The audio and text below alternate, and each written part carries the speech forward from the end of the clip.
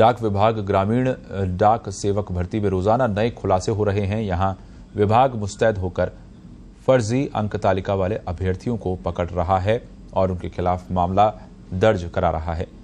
वहीं दूसरी ओर पुलिस के हाथ खाली हैं। 1 साल पहले जयपुर देहात मंडल में 124 पदों पर ग्रामीण डाक सेवक की विज्ञप्ति जारी की गई थी। उस समय भी 10वीं कक्षा की फर्जी मार्कशीट वाले अभ्यर्थी विभाग ने चिन्हित किए और उनके खिलाफ शास्त्री नगर थाने में मुकदमा दर्ज करवाया गया। करीब 1 साल बीत जाने के बाद भी पुलिस की जांच आगे नहीं बढ़ी। यही कारण है कि फर्जी अंक तालिकाएं बनाने के साथ ही बनवाने वालों के हौसले बुलंद हैं। इस साल एक बार फिर जयपुर देहात मंडल में 146 पदों पर भर्ती निकली और फिर से फर्जी मार्कशीट वाले अभ्यर्थी पकड़े गए हैं, लेकिन अभी तक पुलिस की ओर से इस मामले में कोई खुलासा नहीं हो पाया है।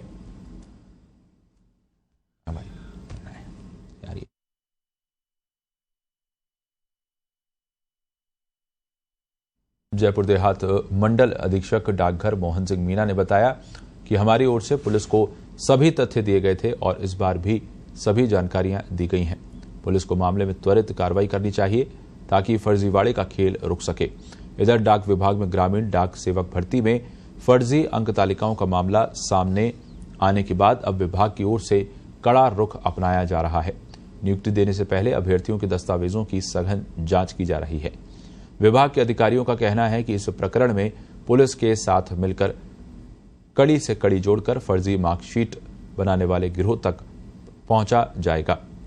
2 दिन के अवकाश के बाद आज जब डाक विभाग का दफ्तर खुला तो उसके बाद ही मामले में आगे कार्रवाई की गई।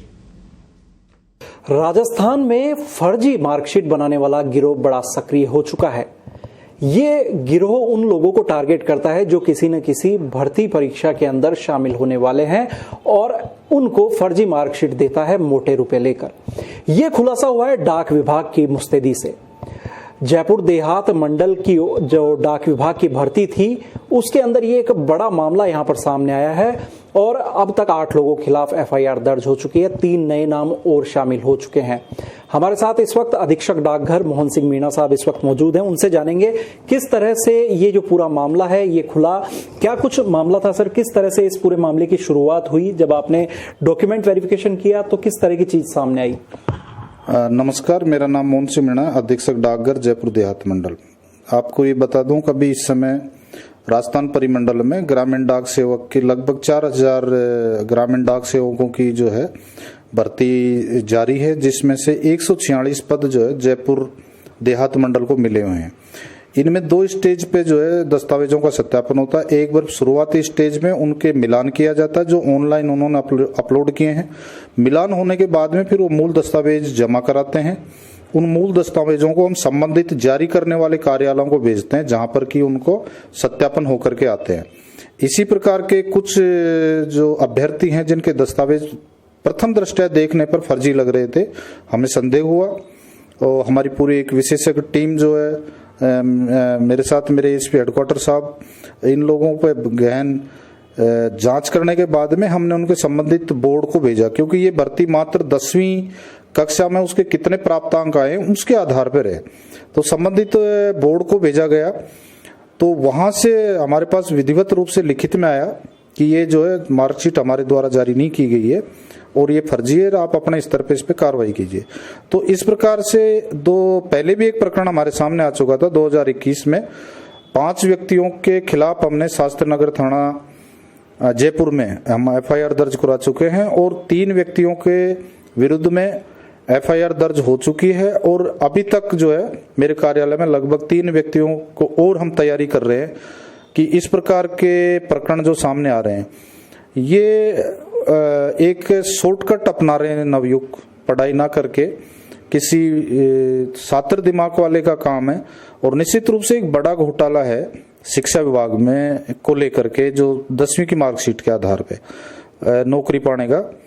तो लेकिन विभाग पूरा मुस्तैद है। उच्च अधिकारी बार बार हमको निर्देशित कर रहे हैं पूरा जांच पड़ताल करने के बाद में ही हमें नियुक्ति देनी है। हमारे परिमंडल कार्यालय से माननीय निदेशक महोदय द्वारा और चीफ महोदय द्वारा और इससे संबंधित हमारे जो अधिकारी उनके द्वारा निर्देश भी प्राप्त होते रहते हैं, इसलिए इसमें कई बार वीसी भी हुई है। तो उन्हीं की पालना में हम इनको एक एक चीज को देख रहे हैं। कोई संस्कृत में 100 नंबर लेके आ रहा है और छोटे से श्लोक का अर्थ नहीं बता पा रहा है। कोई बंदा जो है हिंदी में बहुत अच्छे नंबर हैं तो हिंदी शुद्ध लिख नहीं पा रहा, अपना नाम तक सही नहीं बता पा रहा है। तो ये सारे के सारे संदेह के कारण हैं। बहुत से कारण है जो मैं ठीक नहीं है बताना, क्योंकि फिर वो गोपनीयता भंग होती है। आगे भी भर्तियां चलेंगी, लेकिन ऐसी बहुत सी चीजें हैं जिनके आधार पर ये प्रथम दृष्टया लग रहा है फर्जी है। बिल्कुल, तो ये स्पष्ट रूप से तय हो चुका है कि कुछ लोग शॉर्टकट का तरीका अपनाते हैं और ऐसे में फर्जी मार्कशीट का सहारा लेकर नौकरी हासिल करने का प्रयास करते हैं, लेकिन उन्हें ये शायद नहीं पता है कि ऐसा करने पर उन्हें जेल की हवा भी खानी पड़ सकती है।